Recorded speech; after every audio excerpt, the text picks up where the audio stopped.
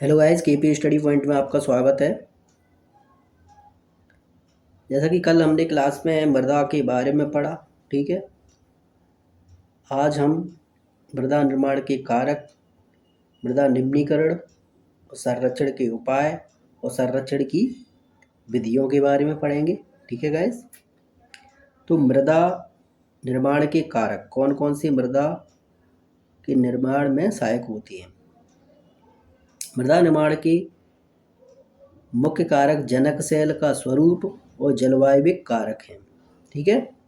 मृदा निर्माण के अन्य कारक स्थलाकृति, जैव पदार्थों की भूमिका निर्माण के संगठन में लगा समय भी क्या है, मृदा निर्माण का कारक है, ठीक है। अलग अलग स्थानों पर ये भिन्न भिन्न हैं। मृदा का निम्नीकरण और संरक्षण के उपाय। मृदा अपरदन और क्षीण मृदा संसाधन के दो मुख्य खतरे हैं। मानवीय और प्राकृतिक दोनों ही कारकों से मृदा का निम्नीकरण हो सकता है, ठीक है।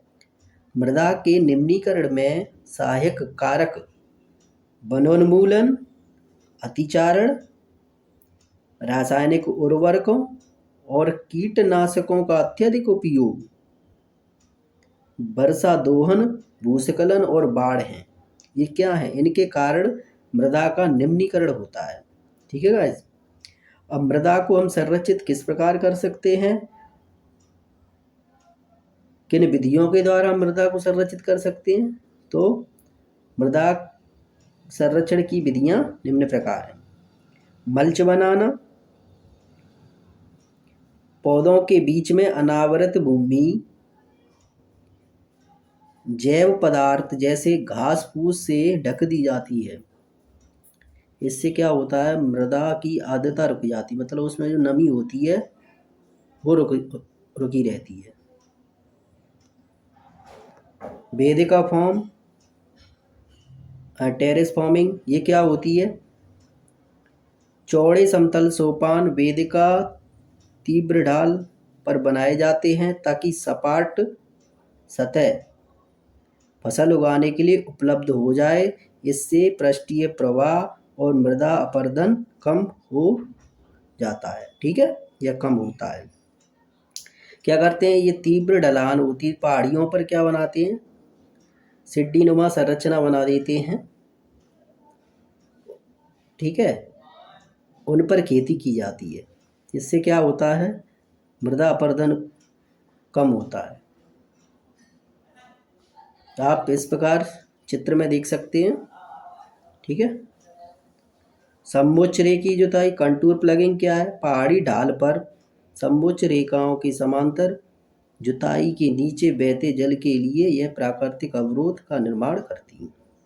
इस प्रकार समोच्च रेखी जुताई से हम मृदा को संरक्षित कर सकते हैं, उन्हें अपरदित होने से रोक सकते हैं। रक्षक मेखलाओं से भी मृदा को हम संरक्षित कर सकते हैं।